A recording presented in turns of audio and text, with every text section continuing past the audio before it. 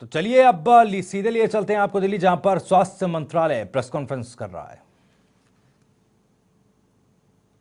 Grains and perishables across the state. Next slide, please. Regarding Ministry of Consumer Affairs, Food and Public Distribution, I would like to inform you that face masks and sanitizers have been brought under the Essential Commodities Act. NGOs have been permitted to buy food grains directly from FCI for relief operations. FCI has moved double the average food grains across the country during the lockdown. Next, please.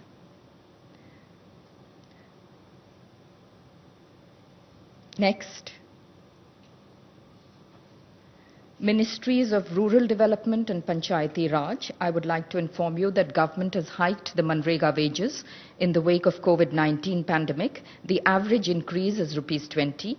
There has been a direct cash transfer to women under the Pradhan Mantri Jan Dhan Yojana account holders under PM Garib Kalyan package. The self-help group women have helped in this effort. The women self-help groups under the NRLM, the National Rural Livelihood Mission, are making protective face covers, sanitizers, soaps, and are running community kitchens in large numbers. Thank you. Thank you, Alpna. Now, the Ministry of Home Affairs, please. गृह मंत्रालय की तरफ से update है। गृह मंत्रालय निरंतर lockdown measures के एनफोर्समेंट को मॉनिटर कर रहा है। जहां भी लॉकडाउन का उल्लंघन हो रहा है, वहां राज्य सरकारों के साथ संपर्क करके उचित कार्यवाही की जा रही है। कल गृह मंत्रालय ने एक बार फिर सभी राज्यों और केंद्र शासित प्रदेशों को पत्र लिखकर राज्यों का ध्यान इस बात पर आकृष्ट किया है कि आपदा प्रबंधन अधिनियम के अंतर्गत जो दिशा निर्देश जारी किए गए हैं, उनमें स्पष्ट रूप से लिखा गया है कि राज्य सरकारें इन दिशा निर्देशों का सख्ती से अनुपालन करेंगी। अपने लोकल एरियाज की आवश्यकता अनुसार वे ज्यादा सख्त कदम उठा सकती हैं, परंतु दिशा निर्देशों को डाइल्यूट नहीं कर सकती, कमजोर नहीं कर सकती। गृह मंत्रालय ने उनका ध्यान माननीय सर्वोच्च न्यायालय के 31 मार्च 2020 के आदेश में की गई टिप्पणी की ओर भी आकृष्ट किया है कि सभी राज्य सरकारें, सार्वजनिक प्राधिकारी और देश के नागरिक ईमानदारी और निष्ठा से सार्वजनिक सुरक्षा के हित में भारत सरकार द्वारा जारी किए गए निर्देशों और आदेशों का पालन लेटर और स्पिरिट में करें। यह पत्र इसलिए आवश्यक हो गया था क्योंकि कुछ राज्यों में उन गतिविधियों को भी इजाजत दी जा रही थी जिनकी गृह मंत्रालय द्वारा जारी किए गए दिशा निर्देशों के अंतर्गत अनुमति नहीं है। गृह मंत्रालय ने कल पत्र लिखकर केरल सरकार द्वारा जारी संशोधित दिशा निर्देशों पर भी अपनी चिंता व्यक्त की है। कुछ गतिविधियों की अनुमति दी गई है उनके द्वारा जो आपदा प्रबंधन अधिनियम 2005 के तहत गृह मंत्रालय द्वारा जारी आदेशों का उल्लंघन है और लॉकडाउन नियमों को भी क्षीण कर रहा है। उनसे अनुरोध किया गया है कि राष्ट्रीय लॉकडाउन नियमों का अनुपालन सुनिश्चित करें। कुछ जिलों में भी लॉकडाउन नियमों के उल्लंघन के कुछ मामले सामने आए हैं जो स्वास्थ्य के लिए गंभीर खतरा पैदा कर सकते हैं। कुछ जिलों में कोविड-19 के संक्रमण की स्थिति गंभीर है या गंभीर होती जा रही है, जैसे राजस्थान में जयपुर, मध्य प्रदेश में इंदौर, महाराष्ट्र में मुंबई और पुणे, पश्चिम बंगाल में कोलकाता, हावड़ा, 24 परगना नॉर्थ, मेदिनीपुर ईस्ट, दार्जिलिंग, जलपाईगुड़ी और कालिम्पोंग। इन चारों राज्यों के प्रभावित जिलों का ऑन द स्पॉट आंकलन करने के लिए आपदा प्रबंधन अधिनियम 2005 के अंतर्गत गृह मंत्रालय ने 6 इंटर मिनिस्टीरियल सेंट्रल टीमों का गठन किया है। ये टीमें अपने निर्धारित स्थान पर पहुंच चुकी हैं। इन टीमों का भारत सरकार के एडिशनल सेक्रेटरी के स्तर के अधिकारी लीड कर रहे हैं। प्रत्येक टीम में 6 सदस्य हैं, जिनमें एक सीनियर पब्लिक हेल्थ स्पेशलिस्ट, तथा नेशनल डिजास्टर मैनेजमेंट अथॉरिटी के एक सीनियर अधिकारी भी शामिल हैं। इस प्रकार गृह मंत्रालय का यह प्रयास है कि उपलब्ध एक्सपर्टीज को जितना मुमकिन हो सके उतना राज्यों के साथ साझा करें, जिससे कि लोक हित में सबकी मदद हो सके।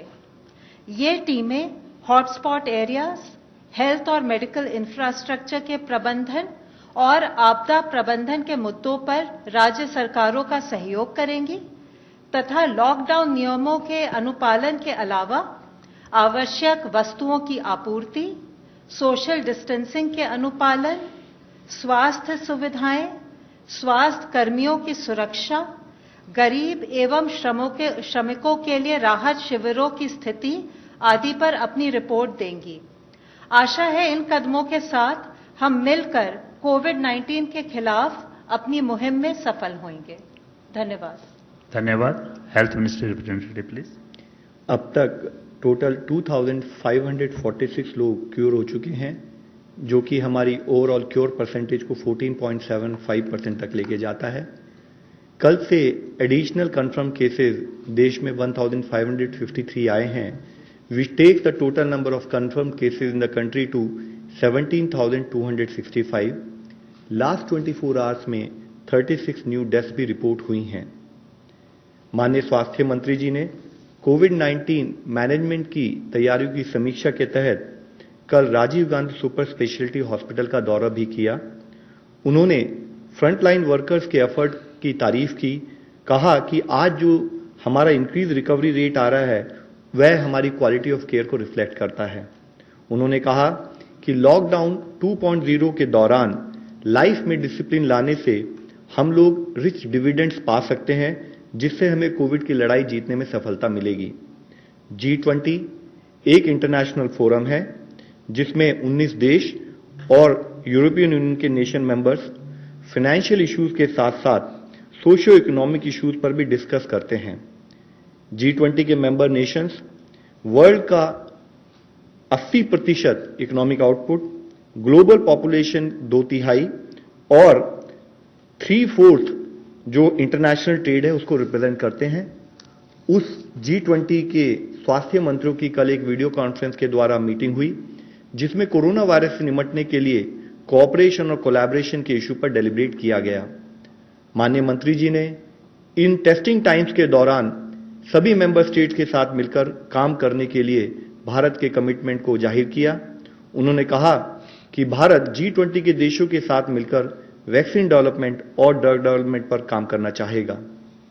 इसके साथ ही गवर्नमेंट ऑफिसेज के कामकाज के लिए स्वास्थ्य मंत्रालय ने अधिकारियों को एक गाइडलाइंस के द्वारा वायरस के स्प्रेड को रोकने में संबंधित प्रिकॉशनरी मेजर की सलाह दी है, जिसमें बताया गया है कि officials reusable cloth face cover use करें, डिसइंफेक्शन प्रोटोकॉल का स्ट्रिक्ट फॉलो करें, फ्रीक्वेंटली सोप या पानी से हाथ धोएं या फिर हैंड रब या सैनिटाइजर को यूज करें और ऑफिशियल्स एक दूसरे के बीच में एडिक्वेट डिस्टेंस मेंटेन करें। साथ ही किसी भी जगह पर 5 से अधिक लोगों की गैदरिंग को अवॉइड करना है। डबलिंग रेट ऑफ केसेस, जिसका मतलब है कि कितने दिनों में टोटल केस काउंट डबल हो रहा है, उसको हम अलग अलग इंटरवल्स पर कैलकुलेट करते हैं और जिसके तहत हमने पिछले 7 दिनों के डबलिंग रेट के बेसिस पे जब कैलकुलेट किया तो देखा कि इंडिया का डबलिंग रेट लॉकडाउन से पहले जो 3.4 था, अब वह इंप्रूव होकर 7.5 हो चुका है। और इससे संबंधित और भी एक अच्छी न्यूज ये है कि अगर हम 19 अप्रैल तक का डेटा लें तो इस नेशनल एवरेज के तहत 18 स्टेट्स में नेशनल एवरेज से बेटर परफॉर्मेंस और बेटर इंप्रूवमेंट नोटिस किया गया है, जिसमें कि दिल्ली में डबलिंग रेट 8.5 डेज है, कर्नाटका में 9.2 डेज है, Telangana 9.4 days, Andhra Pradesh 10.6 days, Jammu Kashmir 11.5 days, Punjab 13.1 days, Chhattisgarh 13.3 days, Tamil Nadu 14 days और बिहार 16.4 डेज। ये जितने राज्य हैं यहाँ पर 20 से कम करीब डबलिंग रेट नोटिस किया गया। इसके साथ ही कुछ राज्यों में 20 से 30 के दिनों में भी डबलिंग रेट नोटिस किया गया, जो उनकी परफॉर्मेंस को दर्शाता है, जिसमें अंडमान निकोबार 20.1 है, Haryana 21 days, Himachal Pradesh 24.5 days, Chandigarh 25.4 days, Assam 25.8 days, Uttarakhand 26.6 days, Ladakh 26.6 days. इसके साथ ही हमारी कुछ स्टेट इवन उनका 30 दिनों से भी ज्यादा डबलिंग रेट, यानी कि उनकी परफॉर्मेंस, उनका केस मैनेजमेंट में हम इंप्रूवमेंट नोटिस कर रहे हैं, वह है उड़ीसा और केरला। मैं ये एक बहुत अच्छी हार्टनिंग न्यूज के रूप में आप लोगों के सामने प्रस्तुत करना चाहूंगा और राज्य और जिला स्तर पर जो हमारे कोविड के फील्ड वॉरियर्स काम कर रहे हैं इस विषय में, उनको धन्यवाद देना चाहूंगा। It is however we would also like to point out कि हम एक लड़ाई में हैं, हम एक बैटल में हैं और हम आराम नहीं कर सकते। एक भी दिन की हमारी विफलता या एक भी व्यक्ति की विफलता हमारे इस क्यूए रिजल्ट को, परिणामों को नेगेट कर सकती है और इसलिए जरूरी है कि हम सारी गाइडलाइंस का यूनिफॉर्म इंप्लीमेंटेशन करें। हमें कुछ और राज्यों से अच्छी खबरें भी आ रही हैं, जैसे गोवा के सभी पेशेंट्स को रिकवरी के बाद हॉस्पिटल से डिस्चार्ज कर दिया गया है। अब गोवा में कोई भी एक्टिव केस नहीं है। इसी तरीके से जैसे कि कल आप लोगों की दृष्टि में लाया था, माही और कोडगू, इन दोनों जिलों में जहां पर कि पिछले 28 दिनों से कोई केस नहीं आया था, उसमें एक और जिला जुड़ गया है, वह है पौड़ी गढ़वाल उत्तराखंड से। साथ ही टोटल 59 डिस्ट्रिक्ट्स हैं 23 स्टेट और यूनियन टेरिटरीज से, जहां पर पिछले 14 दिनों से कोई केस नहीं आया है, जिसमें 6 नए जिले जुड़े हैं। वह हैं डूंगरपुर और पाली राजस्थान से, जामनगर मोरबी गुजरात से, नॉर्थ गोवा गोवा से, गोमती त्रिपुरा से।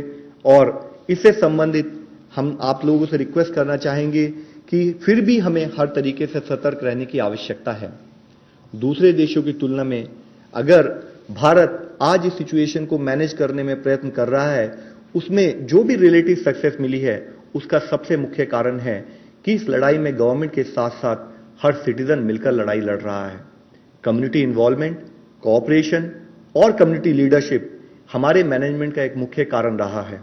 माननीय प्रधानमंत्री जी की अपील के तहत देश का हर नागरिक इस लड़ाई में जुड़कर लड़ रहा है, फिर चाहे वह लॉकडाउन का इंप्लीमेंटेशन हो या सोशल डिस्टेंसिंग से रिलेटेड बिहेवियर चेंज हो, कंटेनमेंट जोन में लॉकडाउन का स्ट्रिक्ट इंप्लीमेंटेशन हो, कॉन्टैक्ट ट्रेसिंग और सर्वेलेंस से हम हेल्थ वर्कर्स का सहयोग करते रहें और हर तरीके से फील्ड स्थाई पर पेशेंट मैनेजमेंट पर फोकस कर हम मॉर्टेलिटी को अवॉइड करें, यह हमारा प्रयत्न होना चाहिए। आज जब हम कुछ प्रांतों में रिलैक्सेशन प्रोवाइड कर रहे हैं, तो जरूरी है कि हम सोशल डिस्टेंसिंग के नॉर्म्स का पूर्णतः पालन करें, ताकि जो कोविड के केसेस कुछ जिलों में, कुछ राज्यों में कम हो रहे हैं, वे और भी कम हो। और जो जिले ग्रीन जोन में चले गए हैं, वहां पर हम सबकी रेस्पॉन्सिबिलिटी है कि वह 0 केस की स्थिति में ही बने रहें। हम सभी को पता है कि इस बीमारी की कोई अभी तक वैक्सीन नहीं है। इसकी अब केवल एक ही वैक्सीन है जो हमें सबसे ज्यादा इफेक्टिव सपोर्ट करती है, वह है सोशल वैक्सीन यानी सोशल डिस्टेंसिंग। इसीलिए फिर आप लोगों से विनती है, आपके द्वारा सबसे विनती है कि काइंडली हमें सपोर्ट करें कि सोशल डिस्टेंसिंग और प्रिवेंटिव गाइडलाइंस का पालन देश का हर व्यक्ति एक जिम्मेदारी के रूप में करता रहे और बिहेवियरल चेंज के रूप में अपनी जिंदगी में अपनाएं, ताकि हम इस लड़ाई से जीत सकें। धन्यवाद। Now, online question for ICMR. The rapid antibody tests have come under scanner world over for quality issues. Did ICMR conduct batch-wise quality tests before dispatching them to states, as certain states have raised concern about their quality? ये जो rapid test हैं, जैसा मैंने बोला, सारे दुनिया में कहीं भी उसको इंडिविजुअल के डायग्नोसिस के लिए इस्तेमाल नहीं करते।